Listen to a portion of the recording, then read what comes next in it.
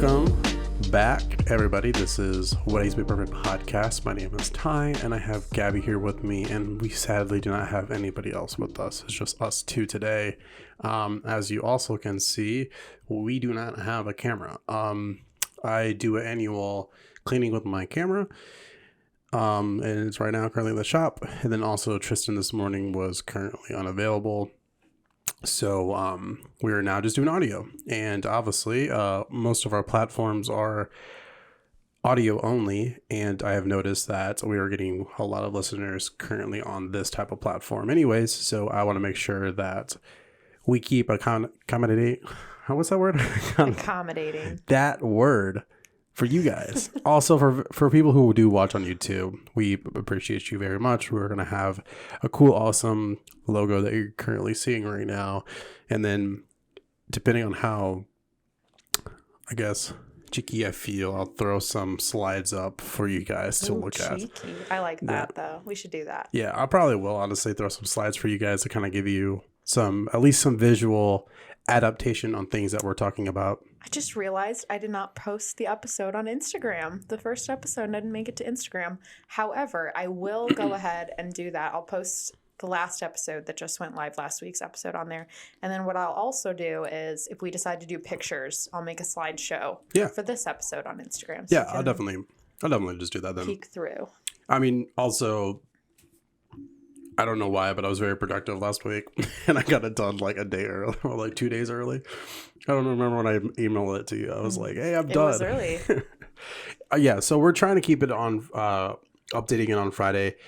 You saw, if you actually like looked in detailed on any of the platforms that it did show up, you probably would saw that it was released like early morning Wednesday. Or I actually know it was like late night Tuesday, and then I think some platforms got it like around 1 or 2 o'clock in the morning on Wednesday. So I just was very productive, and I ended up getting the episode done, and I was just very excited to be back because I honestly missed creating these podcasts for you guys, and just because of scheduling and situations that were happening last year, I missed it. I missed you guys. I missed the awesomeness. Also, I haven't even told you yet. I kind of kept it for you, but we're actually getting some ratings in, not reviews, but ratings. Yeah, three people. 3 whole people? 3 people have 5-starred us on Spotify. Way. Yeah. No way. So I don't know who. Whoever it doesn't give me you. usernames, and it definitely wasn't me or my family members or anything. I don't think it was mine either. Like I would be completely honest if it was somebody that I knew, but literally I do not know who it was. I just got a random email saying, "Keep up the good work. There's a potential chance you could start getting more endorsements and stuff like that." So that's kind of cool. Hey. I never really expected that. So I kind of looked through our numbers too. Our higher platforms currently are Apple Podcasts and Spotify, and then like YouTube is like right there. But other than that, I just want to say thank you guys for just listening. You make our jobs 100 times easier, and then also with your guys' help, and then if you guys want to email us, like I said, at whatismyperfectpodcast@gmail.com, or if you guys want to comment on any of our platforms, definitely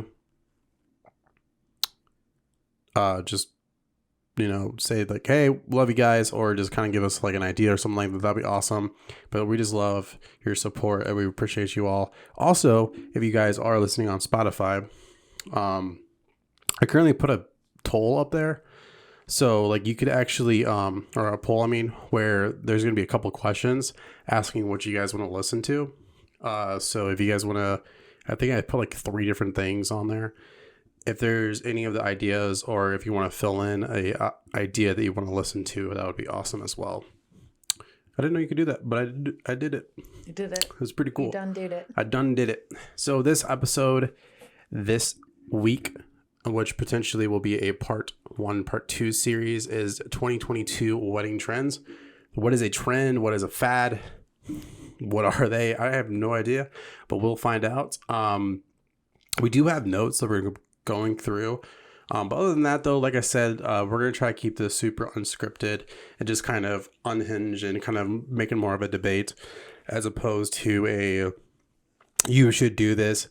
Throughout each week, you're going to kind of give, Gabby and I will give you guys our insight on something, but kind of give us our opinion on it. And whatever we say, we want to make sure that you guys, at the end of the day, it is your wedding day. So if you want to do what you want to do, definitely make sure that you do it, because that's, at the end of the day, it's your day and it will make you the happiest. What we suggest or what we may tell you guys on these podcasts, or critique or whatever it is, it's not like our last word or our last say to do it. Like, it's definitely just, we're here to make sure that you guys are get some knowledge on what's happening in the world and making sure that you guys kind of get the idea or gist of what's happening. And that's the whole point of this podcast, is even though our name is Weddings Made Perfect, but we just want to make sure that we're trying to give you guys the most information possible, and you decide at the end of the day what you want to do. So with that being said, thank you so much again. Email us at weddingsmadeperfectpodcast@gmail.com, or you can just comment on any of the platforms. I would love to listen to all of them or hear them or whatever you want to do. Also, if you want to give a chance to rate on whatever, or give a like on YouTube or wherever, or give a follow, stuff like that. Like I said, we're going to be posting every single week. It may be earlier, but normally, though, it will be posted on Friday. You'll see all of our postings. If you're not following us already, we do have a Facebook page, and we also have an Instagram. We're going to also be doing a lot of more things with that, and maybe creating some more stories or some of that. We haven't decided what we want to do yet, but I do know that we're trying to do as much as possible. So, before we start any of this, I think Gabby does have a tip a day for us. I do. So this one it may seem obvious, just to be stated, and kind of like a pretty common trend, but I have a follow-up question for this. Okay. So the tip that our lovely new coordinator, Emma Cleveland, came up with is to include florals in the decoration of your cake. Something that may reflect the florals that you have either in your centerpieces or in your bouquets, anything that just kind of fits with the vibe and design of your wedding. Now, here's my question. Do you think it's better, worse, or just a different kind of situation whether you have fake florals or fresh florals on your cake or on wedding cakes in general? Or does it not matter to you? Does the design of a cake really not matter? I mean, we all know that you prefer the Cold Stone ice cream cake. And I don't know if putting fresh florals on an ice cream cake is truly the best idea. But did you have any ideas about what your cake design is going to be? Or is it just kind of like, hey, Cold Stone, I trust you. Just make it taste delicious. I mean, so our theme anyways has that more, I guess, fantasy, whimsical feel. So there's a lot of greenery and stuff like that. So obviously it may have something.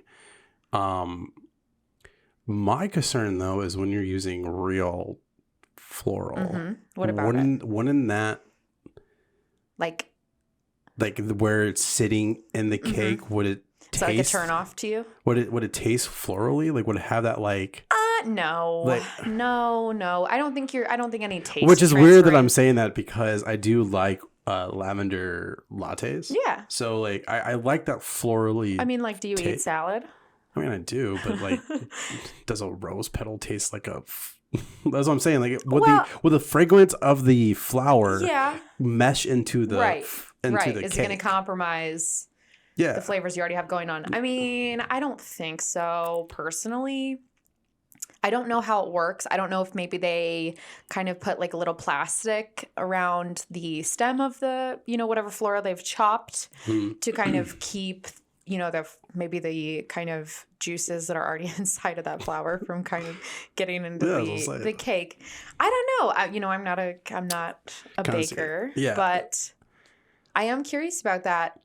I won't say it bothers me, though. I think it almost looks kind of refreshing to me. If I see fresh florals on a cake, I'm like, ooh, that looks like it's going to be really good. I don't know why. So what's the difference of creating floral out of like fondant and like putting it on top of the cake, as opposed to just getting just fake or whatever. Like, right. What's the difference between that? I'm imagining it's going to cost a little bit more, but the fact that you could literally just cut it in half and eat it, I think, is half the appeal.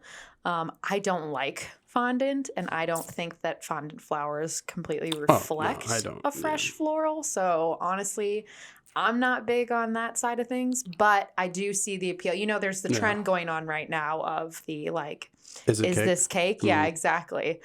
I was going to say that because there's actually a show on Netflix now. Yeah. That's like, is it cake? Yeah. And so I just feel I'm so intrigued by that. As an artist of just in general, I would feel that they could find a way to create it and then just like kind of take it off and just like do whatever. But at the same time, though, it's once again, I think it at the end of the day, it runs with just your budget. Yeah.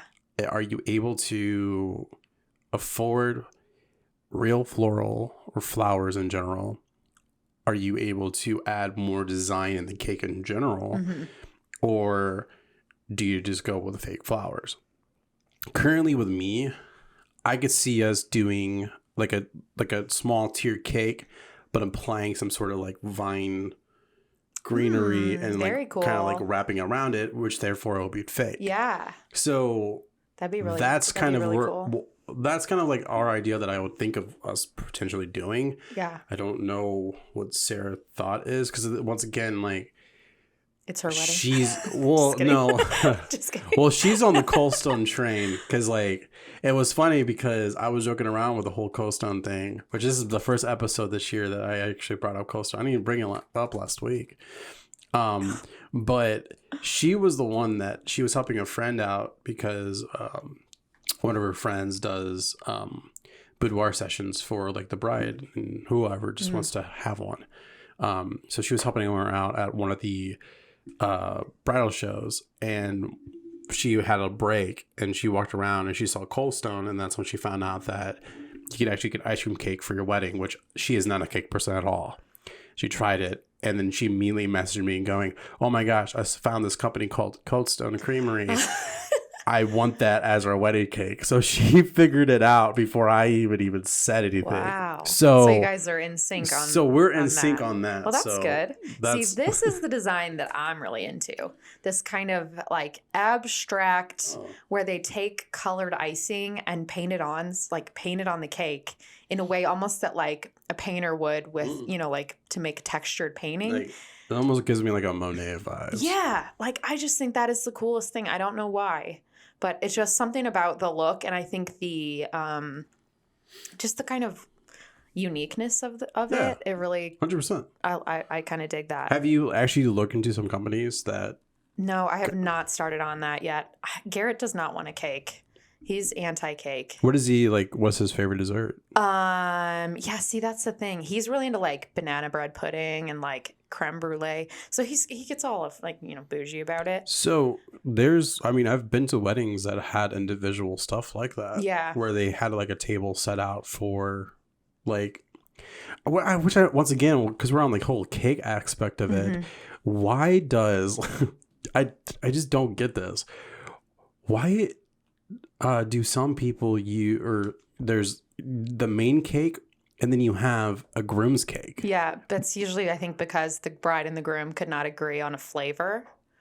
That's usually I believe. But I heard the reason. There's like a different reasoning. Like a tradition. Yeah, it's a different tradition of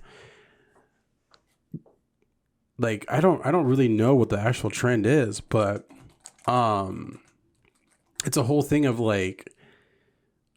The groom's cake is a golden opportunity to let the groom tastes and personality shine through. Because I've seen some pretty weird ones. Oh, it is rooted in tradition and has a special meaning. Let me go ahead and read on. That's what I'm saying. There's an actual traditional reasoning, but all of the ones that I've always seen are like beer shaped or sports related and very manly. I've seen some classic looking ones, and I just. But I do think it is. I'm not asking for that. Yeah. I don't understand it. I just don't.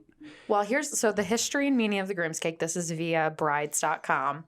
The origin of the Groom's cake is from Britain and was originally offered as a second flavor option to be served to guests. It was typically a richer flavor of cake compared to the bride's cake and often included alcohol or chocolate. That makes sense. Makes sense. Says cake artist Rachel Tufel? Question mark. Another old tradition was for single women to take it home and sleep with the hopefully still boxed groom's cake under their pillow in order to have a dream about their own future groom. That is weird. No, that has to be done. No one has done that. No one has done that. I mean, you think that there's a desperate traditionally, individual out there? they obviously did it back in tradition. Oh. That's kind of funny. That's a yikes.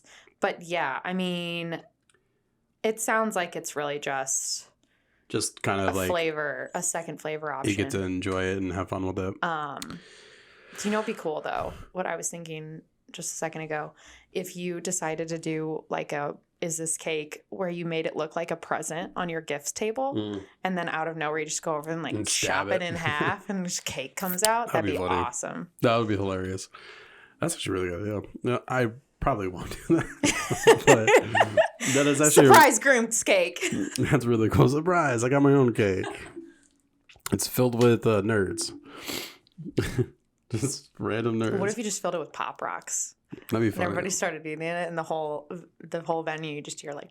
Well, have you ever seen those like cakes where you cut it open and like all the candy and stuff come out? See, that just looks disgusting to me. Like, what a waste. Immediately, I just think of just like nerds just like falling out. I don't know why. Or like people that do like chocolate cakes with like gummy worms inside. Those flavors do not go together. Nobody wants that. And also, I'm not 5, but yeah. Yeah. But you give me one of those dirt cakes in a little cup, and I'm for sure gonna destroy that. I mean, yeah, that was my childhood back then. But when was the last time you actually ordered that? No. Exactly. You don't go to just. No, I used to get like chocolate ice cream as a kid or like fun flavors, and now I just get vanilla, like a boring old person. I must be really old then, because so for example, the only place I can think of that's like an ice cream place currently right now is Killen's, and if I go in there, I'll get their toasted coconut. Ooh. Like it's really good. But that's delicious. All I get though. I get toasted coconut in a bowl. Like I'm not much of as a child, I was never a messy eater. I hate being messy with like eating. And so I was a cup kid. I'd never liked cones because it just melted. Yeah. And then of course, because I was little, I didn't like that. And so I would have to eat the ice cream super quick, or I would just get a cup. And so most of the time I just got a cup because cones are a no-go for me. I just never liked them. As I got a cone yesterday at Dairy Queen, but you did. But I mean, I don't get brain freezes, so I literally by the time we get onto the street and leaving, it's already gone. Yeah, absolutely. So it's a whole nother aspect of it. But yeah, no, I guess kind of bringing it around back in circle. On the safe side, I say using fake probably will be ideal or best. I think because I'm trying to think, because if you don't put the flowers, the real floral onto the cake for a long time, you'll be okay. But if they prep the cake there hours before it gets cut, I feel like I don't want to say nectar, but the juices of the flowers, I know what you mean. Yes. Would kind of make the aroma on the outside of the cake more of a floral, unless that's kind of what you're going for. Yeah. But I just don't. If you have the money, I would say design it like how you want it, but I'm just gonna go with fake for my end. Sounds good. Perfect. Settled. You can let Sarah know when you get home. We're using fake flowers, or whatever it is. Honestly, that's actually a good thing. I think we need to do an episode on just desserts. I don't know. Did we have one? I felt like we had one that was sweets or desserts related. I don't know, but it'd be cool to bring in somebody local to talk on it too, and we can ask the questions that we need have. to do an updated dessert one. If we have one, we're going to do an updated one, but with like a special guest or with Emma or Tristan. I feel like we need to do an updated version of that. That'd be cool. But okay, back to us with this 2022 wedding trends. So Gabby and I had the chance to go to Vegas last year in November to learn and experience more just wedding things. And it's one of they're claiming it as like one of the world's biggest wedding conventions that they currently have. I would agree. I would say that there was a lot of people, especially after post COVID and whatnot. Yes, absolutely. It was a lot of people there, but it was definitely enjoyable. I learned a lot. We had fun as well. It was a good just kind of getaway. But at the same time though, we learned a lot. I don't know the amount of classes you did, but I did some good ones that I felt was needed on my end, and I've changed some ideas and courses that I thought was right, and I think I wasn't. So, but in one of the classes that we actually all took, it was the 2022 wedding trends. What is considered a trend and how they do it. And so we're gonna kind of go tap into it. We'll probably go on a few rabbit holes because before we even started, we kind of already almost got into one of like certain parts of it. But yeah, let's just kind of get into it. So wedding trends. What is a wedding trend? And also, what is the difference between a wedding trend and a fad? We'll start there. So, I mean, like for you, like what do you think is a definition of a trend? And what do you think is a definition of like a fad? I think a trend is something that you can see coming on the horizon and watch as it kind of takes over and the majority of people kind of navigate towards it or are kind of drawn by it. Mm-hmm. And then you can kind of see it flow out and, you know, it's done. To me, a trend is done within a year to 2 years, 3 max for me, in my opinion. Mm-hmm. A fad, I think, is something that's super obscure and people do it because they think it's cool, funny. It's just a thing to do. But I think that one probably lasts even shorter than a trend would. Yeah. So the 3 words, I guess, I totally forgot it too, is trend, fad, and like shift, or shifts. And so I think honestly, with trends in general,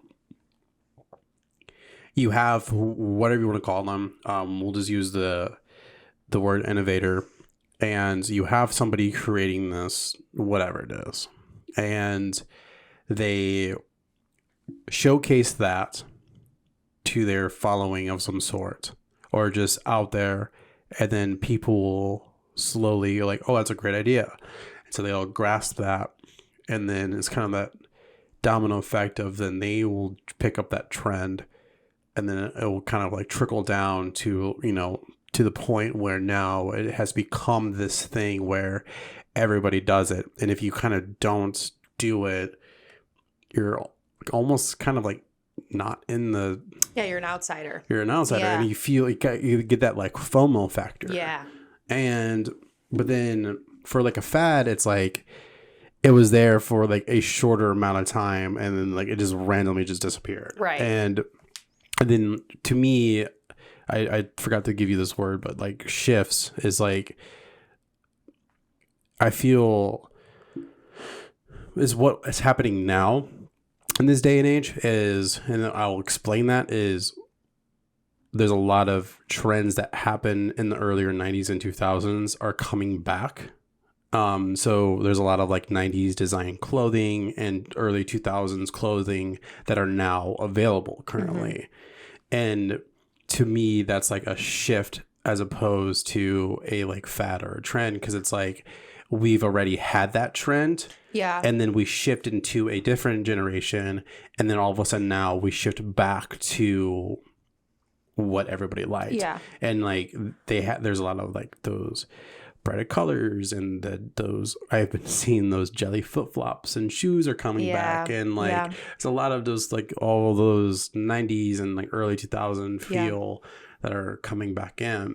See, to me, I thought shift a little bit more was like the fact that when the pandemic came, the whole industry had to shift to, instead of these big weddings, we shifted into more intimate ceremonies. And that kind of became a bit of a norm. And now I think we're shifting out of the intimate ceremonies. Most of the brides that I've been talking to are back to having, 100 to 300 guests total. So, I see that mean, as like a shift that's kind of, I mean, if we're putting in the wedding aspect, of course, like I could see that as, it kind of has the same gist of like what I was using that as. Absolutely. So it's like we went from 250 to 50 now. We're kind of going back to the higher numbers of things because people are feeling more comfortable having that. Yeah, there wasn't a choice. Yeah. So, but then like now it comes to the factor of like for the trends in general is the industry of the wedding, are they creating the actual trends itself or are the couples? Yeah, the first thing I thought of is there seems to be in the last 5 to 10 years I guess a trend or a shift, either way, of things needing to, like, people feeling like their wedding has to be the most elaborate, over the top. How many things can we pay for and get in here? I've seen several ice sculptures where you like pour a specialty drink into the ice sculpture, specialty drinks in general at the bar, having some special cocktail named after you or your pet or whatever it is. I mean, all these things just kind of, alcoholic ice cream to be passed out. It's getting kind of intense in my opinion, photo booth, all these things. And I just feel like the trend is becoming almost overwhelming in my opinion. Mm-hmm. And now because of that reasoning, is that because people want to show almost their wealth, or is it just like they see these innovators or influencers, I would like to say, they see somebody that they liked?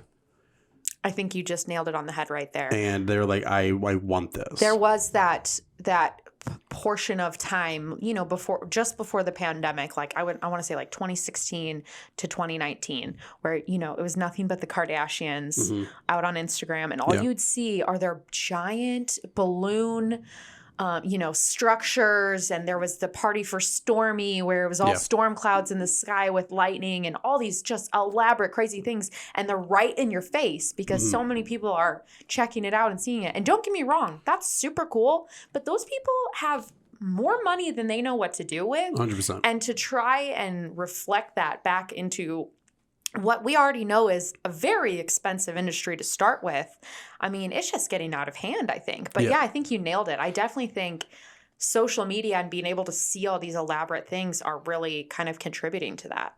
Yeah, and I agree with that. And I think that's what's happening and that's why we get these trends. And it's hard because I was even telling you this when we learned these trends that are coming out, which will hit later in this episode.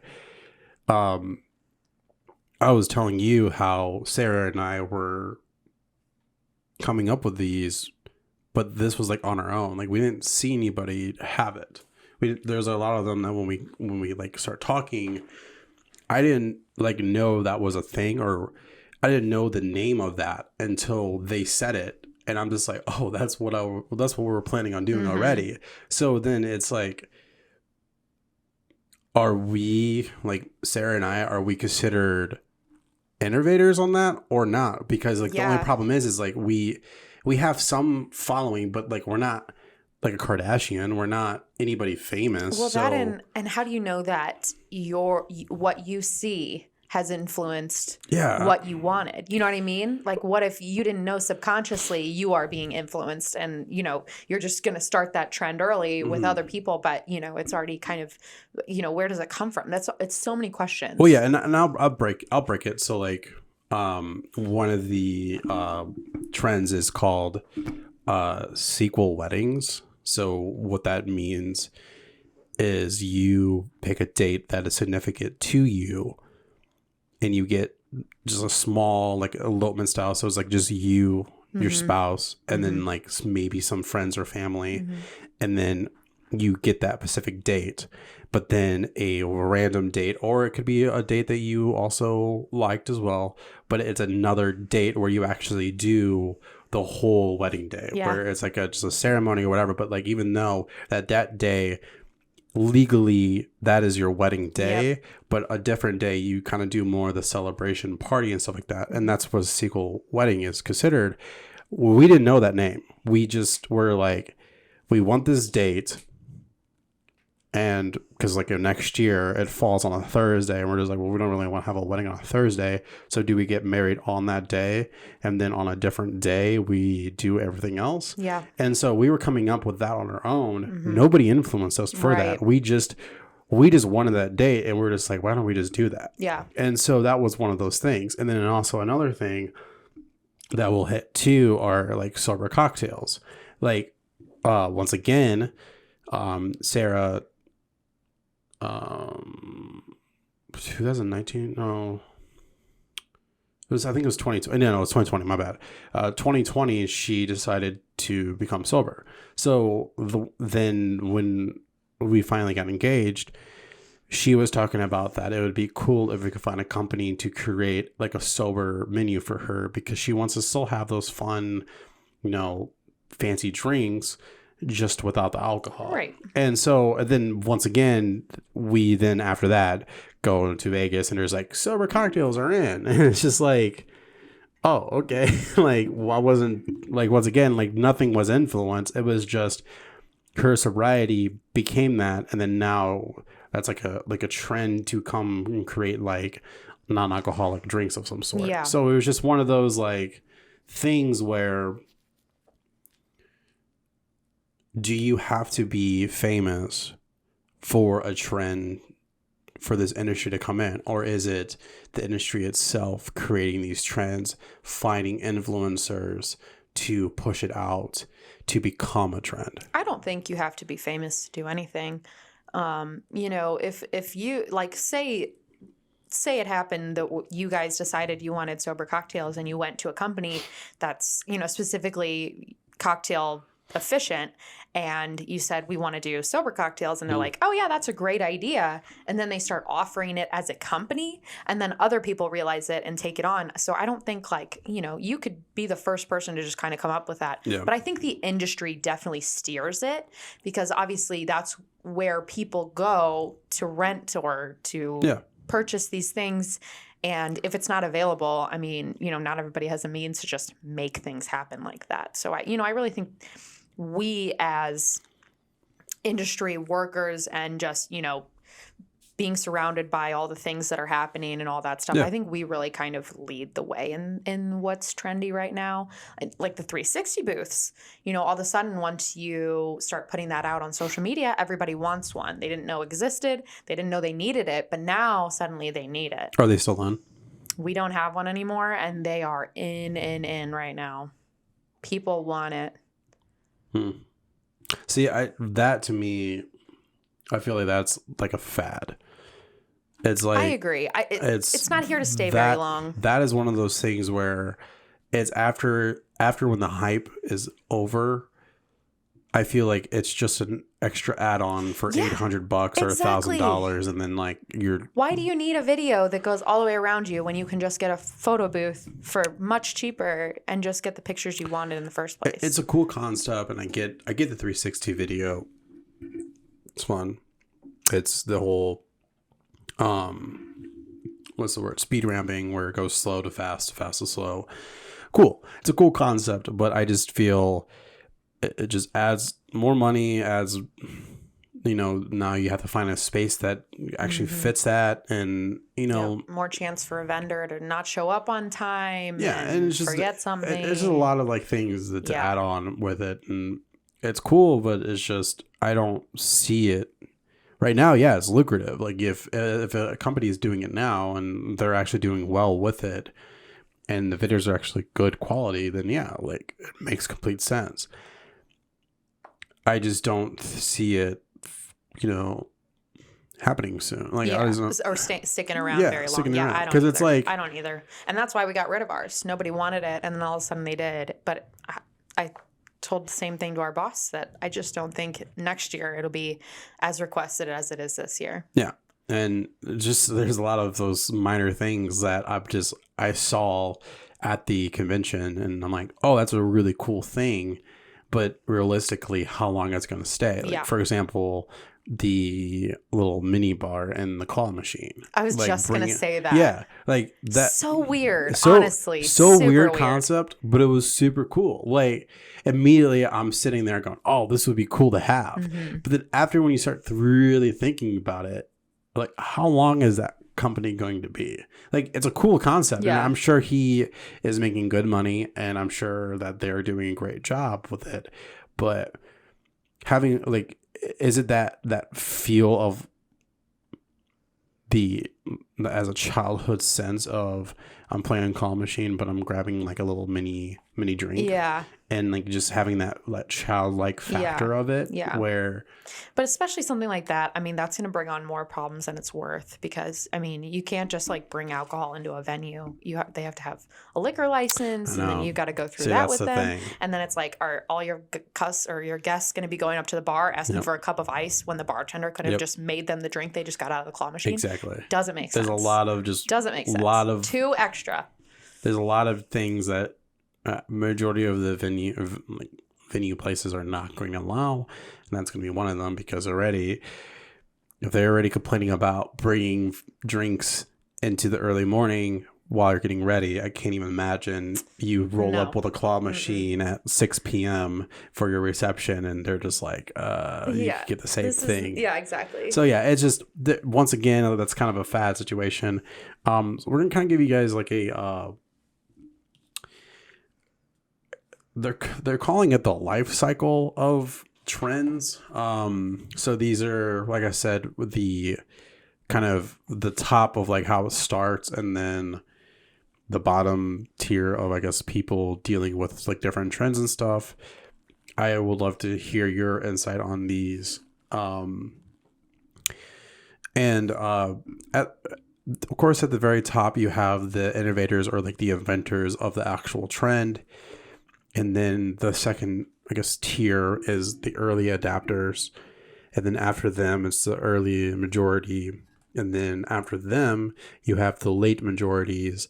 And then the very last step or level or tier, however you want to say it, it's the stragglers, or I call them the strugglers. Like, when a trend is way long gone, like, and you see it anyways. And I've seen, I know some trends that I kind of respect people for that, because they must really like that particular trend enough to be like, I don't care what you think. I like this. I think the one that kind of hits me for, I guess, the stragglers or the strugglers is the donut wall. Yeah. I would say that was such a 2016, 2017 trend. And then I saw it 2018, but then like I haven't seen it since. No. But then I saw recently somebody had a donut wall. Yeah. And you know that they must love donuts. They must love donuts. So the thing is like, and I don't have a problem with that. It's there and it's an option now. And so now it's kind of one of those things where it was a trend, and now it's just there because it was created for people who enjoy that, whatever that is. They now can enjoy or have it for their own sakes. Like, for example, like, I love donuts. Me too. Who doesn't like donuts? It would be cool to have a donut wall. Yeah. But do I need one? No. But it's just, a cool... No, you need an ice cream cake. And, I'd say that particular... close enough. Which, once again, like, not many people do that. I was going to say that. I would say that you're a struggler on that one. Struggler? Yeah. No. I feel like I'm just an outsider. I'm different. No, I think I'm just honestly, if you want my opinion on it, I think I'm just an outsider, because I don't really enjoy cake, and everybody has cake. Yeah. I have not once gone to a wedding, even shooting a wedding, that they had an ice cream cake. No, because it doesn't make sense. Like, how are they going to serve that?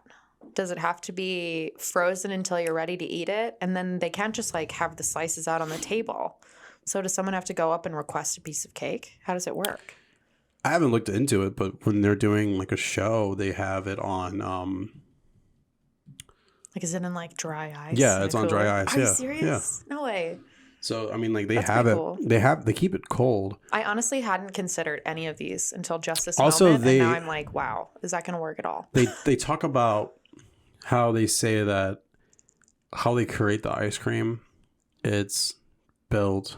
Oh, it's like a little bit more whipped cream Yeah, than it is ice cream. It's a little differently. But Yeah. also, once again, though, most ice cream cake, when you take it out, it doesn't melt that quickly. No, it doesn't. It doesn't. But it's just like that thought of like, you Yeah. know, when you have a cake table, it's just kind of hanging out for anybody that wants to swing by and grab a piece of cake. Well, I mean, I think what happens is right before the ceremony, or like right before you're entering, They bring it out, so you bring can cut it out. it. Then you come out, cut the cake. Mm-hmm. They immediately remove it, and then they cut it up, or Yeah. they may just honestly have a sheet Yeah. in the back. Honestly, I on bet dry it'll just ice. be like a certain server's job to just keep enough out that people can have some, but enough in the back. I'm sure they have like There's a way protocol. of doing it. Yeah, I'm sure they do. They should be. I mean, they've been doing it for so long, and they still do it. So Ice cream obviously, cake protocol. the protocol. So I just picture like I don't Good know luck. why. Immediately when you said that, I just pictured like a 5-year-old like running around with like just ice cream cake all over his face. I was just saying, in his And hand, like like bare hand just grabbed it. like a gremlin just Yes. running around. I don't know. Immediately when you said that, that's my why, first. Yeah, y'all are having image. kids at yours. We are not having children at our Well, wedding. so No kids. I mean, you probably have a lot more kids in your family than we do, though. on her side. Yeah. So on my I side, don't think there's any babies in our family. on my side, I think the youngest cousin is 15. Or my bad, there's one that's like 10. But I mean, like, Oh, that's not kids. I'm thinking like toddlers. yeah, yeah, that's all on her side. Okay. I mean, like my brother is 21, so he's not gonna have a kid, and then my youngest cousin on my end is I think like turning 10 soon. Hers though, Elias, he's 2. I think he just turned 2. Oh, So be a little ring bear. yeah, maybe yeah. Elias, that's a cool name. Yeah, that her sister was very big on giving them more unique names. The oldest, her name is Tansy, Cute. and then his name is Elias, Cute. and then brothers. So you're gonna be an uncle soon. Well, I mean, they already call me uncle. Yeah, I figured. I mean, they all. You've been around for a while. Yeah, I mean, since 2013. They're going to call me that. Even when she was dating somebody else, they kept calling me Uncle Tyler. And I'm just like, this Isn't is that awkward. crazy? I'm like, this is. I know. Garrett's an uncle, and he I didn't mind that. doesn't really get to see his nephew. Yeah, it's personally my end. Like, I would like to have no kids, but I mean, it's just one of those things. Like, by the time it'll be like around 9 o'clock, they're going to be leaving anyways. So there's going to be like 2-3 hours where it is going to be just adults. Yeah. And then Yeah. my end, even with their oldest being 15, they're going to be leaving at like 8:30, 9 o'clock. Yeah. They're not going to. I was gonna say mine's gonna be like a party. It's Well, not that's a what I'm place saying. for, Is not it's a place like for children. for them, Yeah. like they're super religious. Like, no, don't get me wrong. That's not a bad thing. No. But like, Yeah, you just don't want your when kids. there's an open bar and then you're Yeah. hearing dropping like it's hot playing in the DJ, like they're gonna be leaving, like because when when their parents got married, they ended up going to a place that didn't even allow dancing. So they did. Wow, Footloose style. So it was just the whole time you had to do a karaoke. Like they had a karaoke like bar. That is adorable. I was 13 years old. Oh, you got to go? Yeah, I was their candle lighter. Oh, cool. I was actually a part of it. Did you succeed in your mission? Oh, I very much so. My succeeded. parents almost burned their church down. Yeah, I had to. There was a huge like spiral of like candles, and I had to like individually. Ooh. Yeah, it was. I was. Were you stressed? I wasn't I bet until your like I palms were was sweaty. I wasn't until I got up there. Oh, yeah. And then like Oh, the yeah. first candle, Oh, no. immediately like I like tapped it and like it bent this way, and I was like, you know, as a 13-year-old, I'm just like, I don't know what's happening. So I did it and it was fine. But then when I got to the place and there was like, there's no dancing, you have to just do karaoke. And I was like, okay, this is weird, but fine. So, I mean, that's what they wanted. I mean, it was in a small little gym, you know, church gym thing. So, I mean, that's what they wanted, and it was cool, and I vaguely remember it, but hey, we're here now. But yeah, so let's go through that life circle, I guess, for the trends. Is the innovator. So like I said, is it the industry trying to control it, or is it just like different couples that are like I think it's a mix of coming together as celebrities and the industry members that pick up celebrity trends. I still say even now, like with just out of the wedding aspect, certain trends that are happening now, I feel it's very influential. Wow. Very influence driven of influencers on platforms like TikTok, Instagram, stuff like that. Yep. When something becomes, for example, TikTok, I can guarantee you, I don't know if you're on it, but so on your For You page, the algorithm goes by what you watch. So if there is a trend that just starts, eventually you'll start seeing it going. But I'm realizing that my For You page is probably in the late majority. And the reason why I'm saying that is because by the time I see it and I bring it up, somebody immediately is like, "Oh, dude, that's like been like 2 months, like 2 months ago." And so I'm like, "Oh, well, then why? You're an outsider. Why is it like hitting? Why is it like hitting me now?" And of course, it's my age, and Right. most of my stuff on TikTok is like gamer friendly or like cinematography, drone stuff. Sure. So like that's pretty much what it is. So by the time I get one of those stupid TikTok dances that everybody's doing, by the time it hits into my For You page, it's a late majority. So I'm using that reference as like a wedding trend. So like let's say the innovator in an industry or a celebrity or somebody comes out and says like, "This is what I'm doing." So let's just say a chariot, like having a horse and having them come up and then coming out of the chariot for the processional down the ceremony. That's long gone. Long gone, 100%. But obviously it was done by the prince and princesses first, 100%. I would assume. Yeah, and so Queen eventually herself? like adaptation on that, and then eventually kind of go straggling all the way down to, you know, to renting the St. Louis downtown horse buggy carry. Yeah. And then by the time the stragglers or strugglers go in, now it's like helicopters instead of horses. So Okay, but that's dope.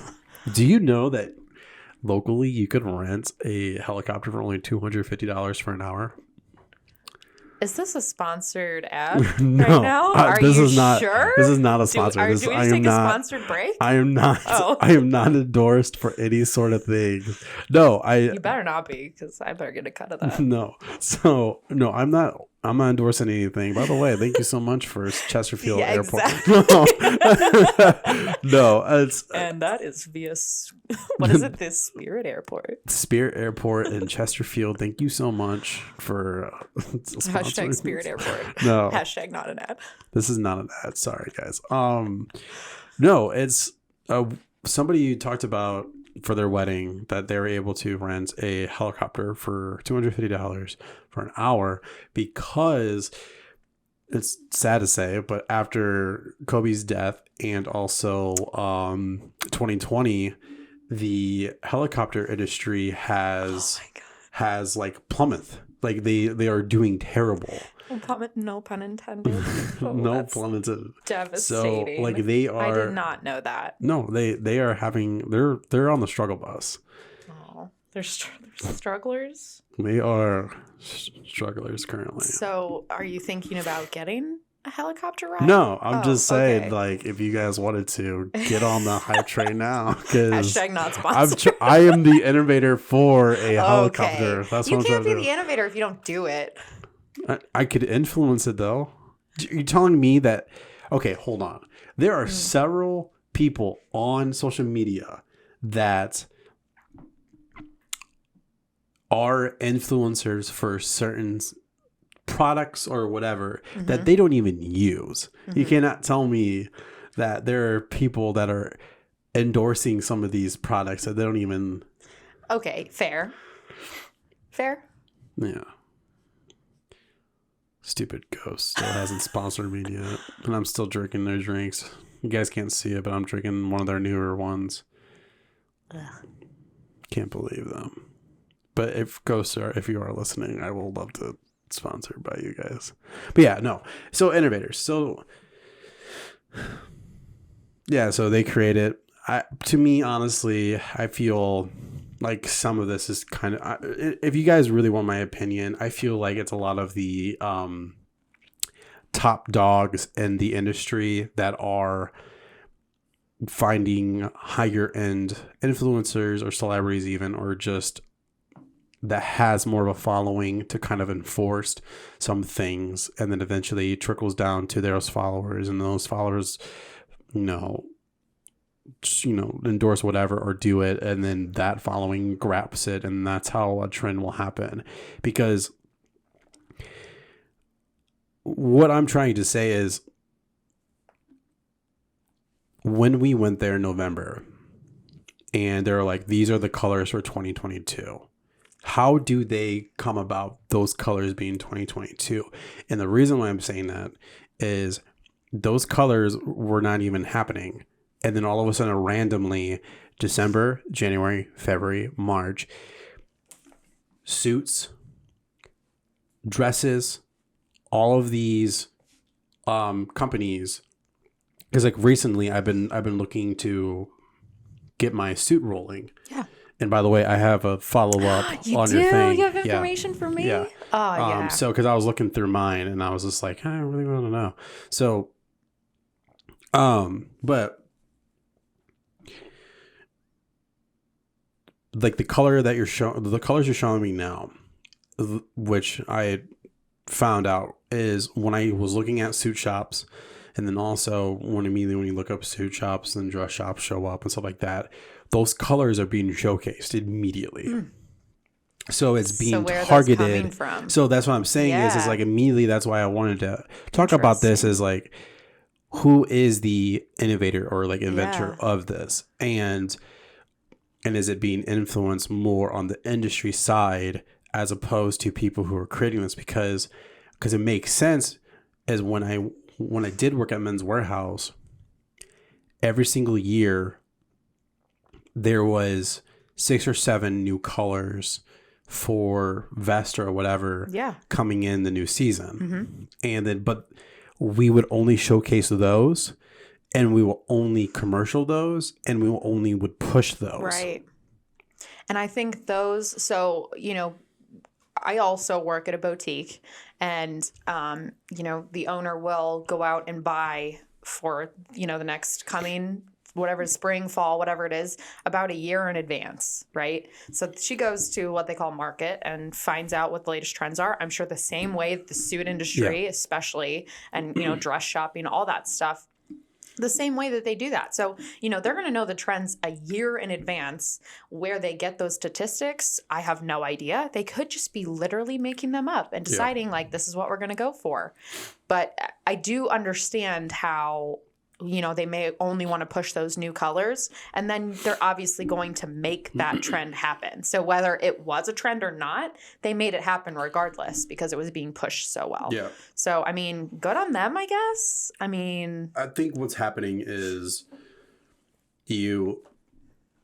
they come out with these new colors, they push it, but then of course, at the end of the day, it's the couple's idea. So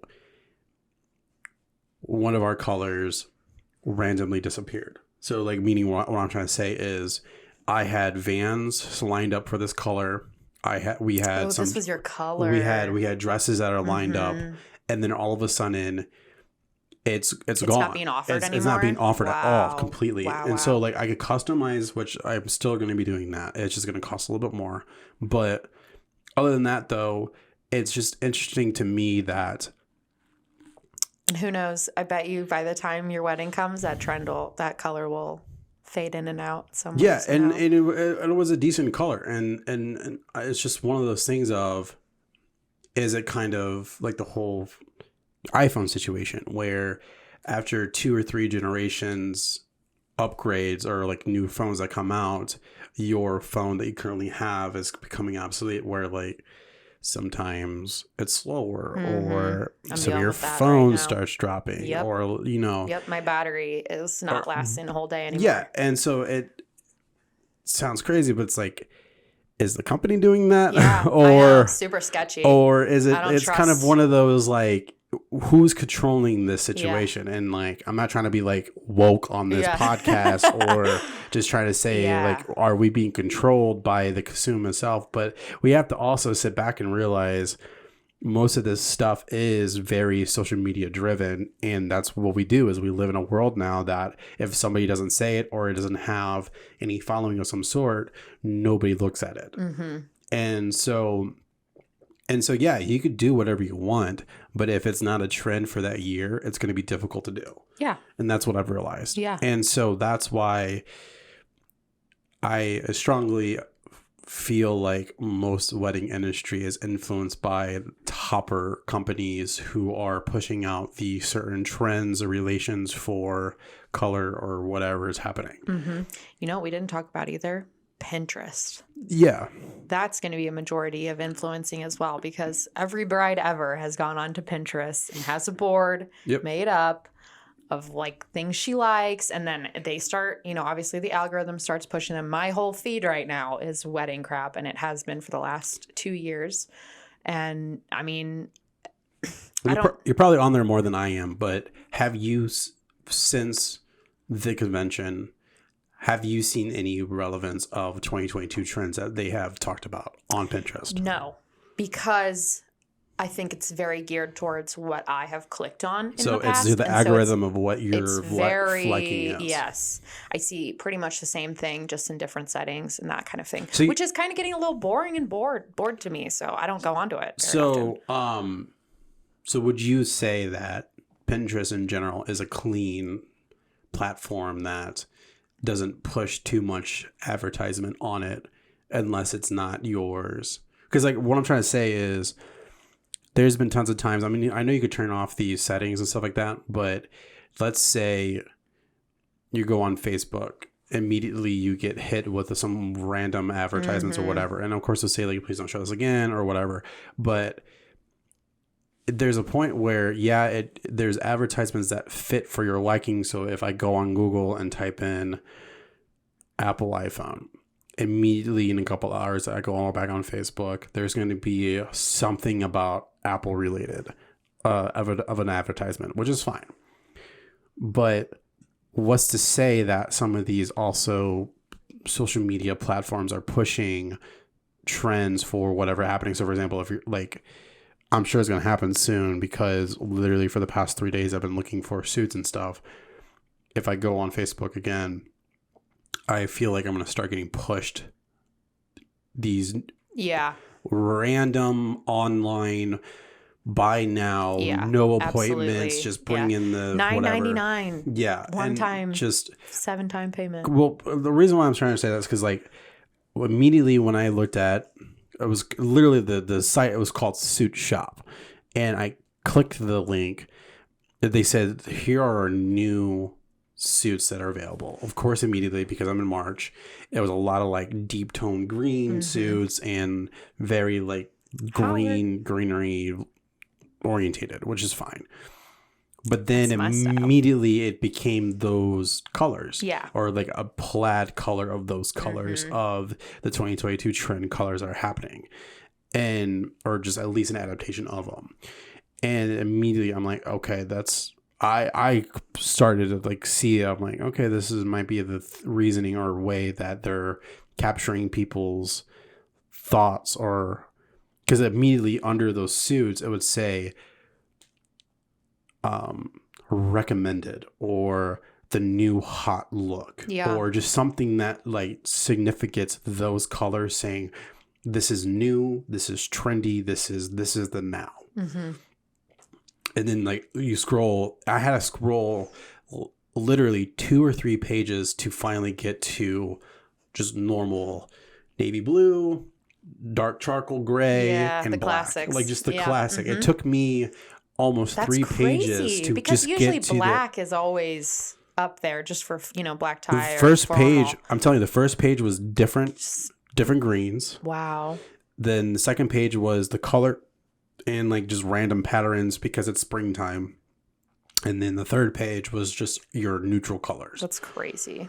And it was just the neutral basic whatever it was, which is fine. Like I get that as a media advertisement, whatever. Like I get that whole feel of it. But then now it's the whole factor of like, I still feel the innovator of this, all of this happening has to be like the industry. And then they're finding people or couples that are able to endorse whatever is happening.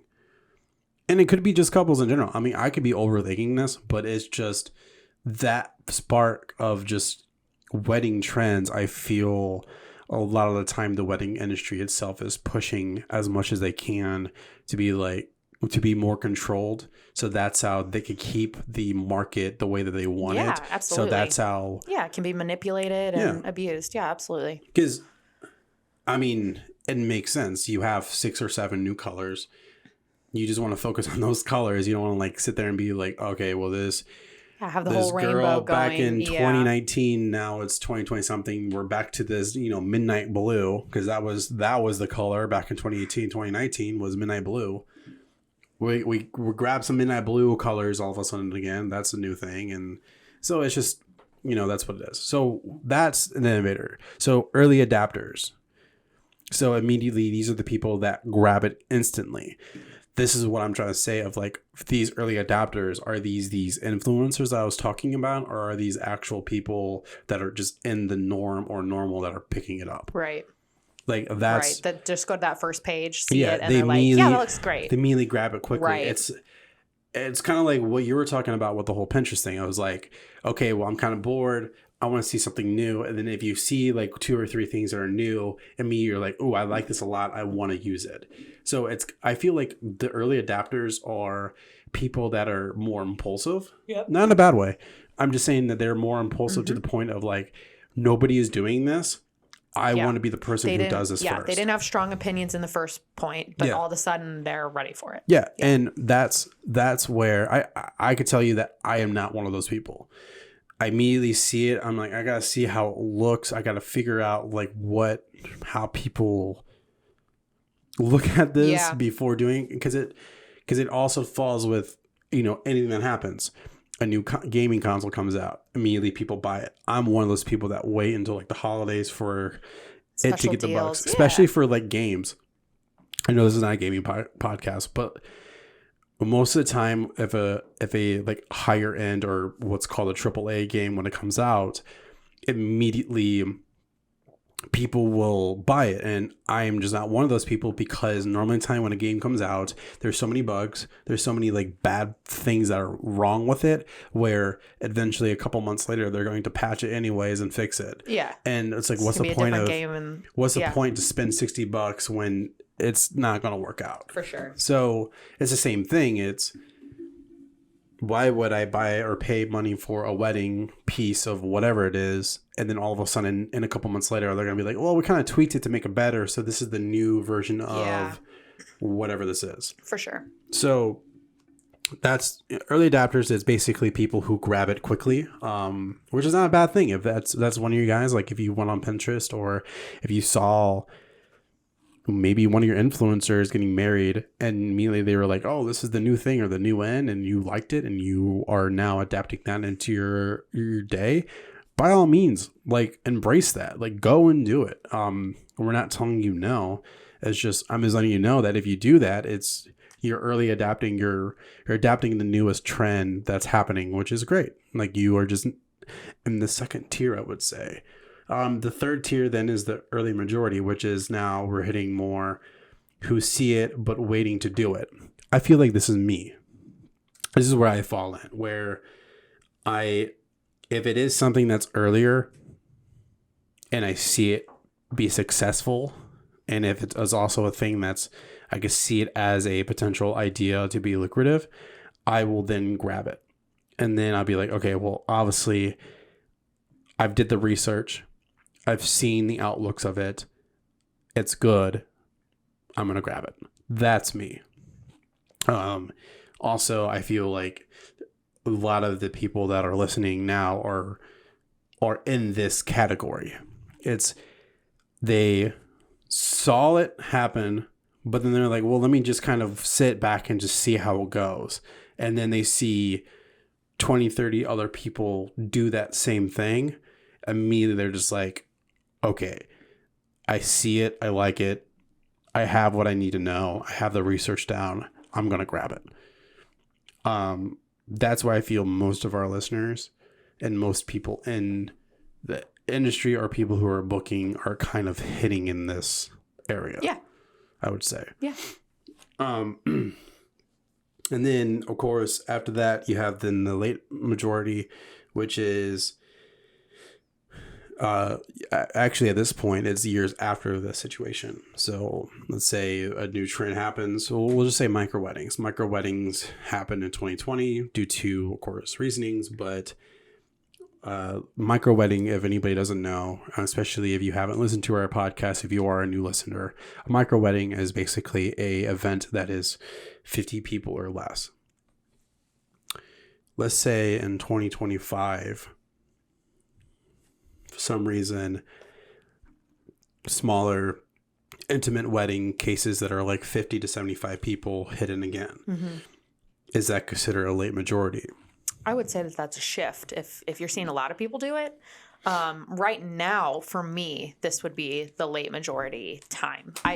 We do not have many people contacting us about micro weddings anymore. None at all so far in 2022. So I would say if somebody did it now, that would be considered even a straggler. I'm with you. I was just trying to see what your thoughts were on that.